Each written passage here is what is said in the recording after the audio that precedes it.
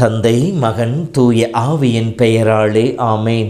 மூவொரு கடவுளுடைய அருளும் ஆசீரும் பாதுகாப்பு வழி நடத்துதலும் உங்களோடு இருப்பதாக. பொதுக்காலம் 16வது வாரம் வெள்ளிக்கிழமை. இயேசுவின் இதய அன்பை சுவைத்து பார்க்க நமக்கு கொடுக்கப்பட்ட ஒப்பற்ற நாள் இந்த வெள்ளிக்கிழமை. ஆண்டுடைய குத்தி திறக்கப்பட்ட விழாவிலிருந்து இதயத்தில் சுரந்தோடி ரத்தத்தினால் நம்மை தூய்மையாக்கிக் கொள்ள ஆண்டவரை நோக்கி பார்த்து இறை அருளை பெற்ற மக்களாய் அந்த இதயத்தின் நிலையை வாழ்ந்து சமாதானத்தில் நிலைத்திருக்க அழைப்பு விடுக்கின்ற ஒப்புயர்வற்ற நாள். ஆகவே இந்த இரக்கத்தின் நாளிலே இறைவனுடைய இரக்கத்தை முழுமையாக துய்த்து அனுபவிப்போம். இதயத்தை நோக்கி பார்த்து இறைவனுடைய இதயத்திலே வாழ்கின்ற மக்களாக நம்மை முழுவதுமாக இயேசு இதயத்திடம் ஒப்படைப்போம். இறைவன் கொடுக்கின்ற சமாதானத்திலே இந்த நாள் முழுவதும் மகிழ்ந்திருக்க இறை அருளை வேண்டுவோம். இயேசுவில் என் அன்பு சகோதர சகோதரிகளே, இறைவன் அழைக்கின்றார். திரும்பி வாருங்கள் என்று சொல்லி அழைக்கின்றார். யார் திரும்பி வர வேண்டும்? ஆண்டவர் விட்டு விலகிச் சென்றவர்கள், ஆண்டவரை வேண்டாம் என்று சொல்லி ஒதுங்கி சென்றவர்கள், ஆண்டவர் கொடுத்த அன்பையும் அருளையும் புறக்கணித்து சென்றவர்கள், ஆண்டவரை விட இந்த உலகமும் இந்த உலகம் தருகிற இன்பங்களும் மேலானது என்று சொல்லி இந்த உலகத்தை நோக்கி சென்றவர்களை பார்த்து கடவுள் அழைக்கின்றார், திரும்பி வாருங்கள் என்று சொல்லி. இன்றைய முதல் வாசகத்திலே இறைவாக்கு எரேமியா வழியாக இறைவன் அழைப்பு விடுக்கின்றார், திரும்பி வாருங்கள். யாரை பார்த்து? பிரமாணிக்கமில்லாமல் வாழ்ந்த இஸ்ராயேல் மக்களை பார்த்து இறைவன் அழைக்கின்றார், திரும்பி வாருங்கள் என்று சொல்லி. இறைவாக்கினர்கள் மீண்டும் மீண்டும் இதை சொல்லிக் கொண்டே இருக்கின்றார்கள். எசாயா 31:6 படிக்கிற பொழுது, கலகம் செய்யும் இஸ்ராயேல் மக்களே என்னிடம் திரும்பி வாருங்கள் என்று சொல்லி இறைவன் அழைப்பதாக இருக்கின்றது. எரேமியா 3:11 நம்பிக்கையற்ற இஸ்ராயேலை, நம்பிக்கை துரோகம் செய்த யூதாவே என்னிடம் திரும்பி வா என்று சொல்லி அழைப்பதாக இருக்கின்றது. என்னிடம் திரும்பி வந்தால் போதும் என்று சொல்லி ஏக்கத்தோடு இறைவன் காத்து கொண்டிருப்பதாக இருக்கின்றது. எதற்காக இறைவன் திரும்பி வர அழைக்கின்றார்? எரேமியா 3:22 உங்கள் நம்பிக்கையின்மையையும் உங்கள் பிரமாணிக்கமற்ற தனத்தை குணமாக்குவேன் என்று சொல்லி இறைவன் அழைப்பதாக இருக்கிறது. இப்படி அழைத்த இறைவனுக்கு நாம் செவி கொடுக்க வேண்டும் என்று சொல்லி இறைவாக்கினர் சொல்லுகின்றார். யோவேல் 2:12 முழு உள்ளத்தோடு திரும்பி வாருங்கள் என்று சொல்லுகின்றார்.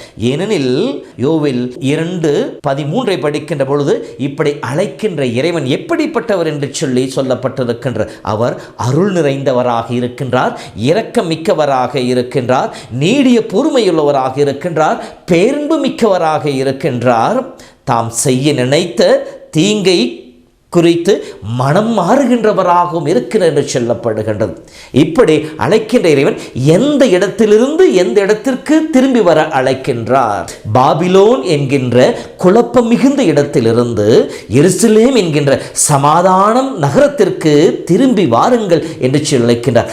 நான் உங்களுக்கு ஆயனாக இருந்து உங்களை காப்பாற்றுவேன் என்று சொல்லி நல்ல ஆயனாக அவர்களை அரவணைக்கின்ற வழிநடத்துகின்ற தலைவனாக நான் இருப்பேன் என்று சொல்லி இஸ்ராயேல் மக்களை கடவுள் அழைப்பதாக இருக்கின்றது. இப்படி முழு இதயத்தோடு இரக்கமீது ஆண்டவரிடம் திரும்பி வந்தால் நமக்கு என்ன கிடைக்கும் என்று சொல்லி எரேமியா சொல்லுகின்ற பொழுது, எரேமியா 15:19 நீ என்னிடம் திரும்பி வந்தால் போதும், நான் உன்னை முந்தைய நிலைக்கு உயர்த்துவேன்.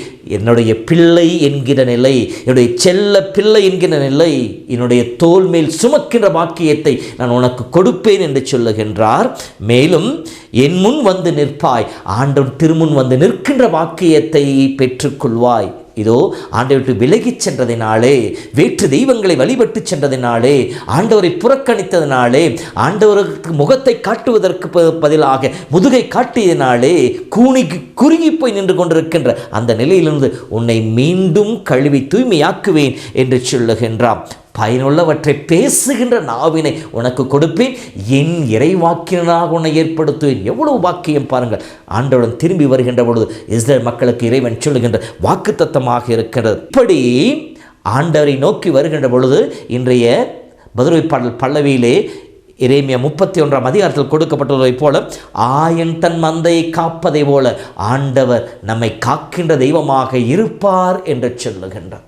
எல்லா விதமான சூழ்நிலையிலும் நமக்கு துணையாக இருப்பார். இறை பிரசன்னமோடு இருக்கின்ற பொழுது நம்மை சூழ்ந்திருக்கின்ற எதை பற்றியும் கவலையோ குழப்பமோ இல்லாமல் தெளிவாக வாழ்கின்ற வாழ்க்கையை கடவுள் கொடுப்பார் என்று நமக்கு சொல்லப்பட்டிருக்கின்றது.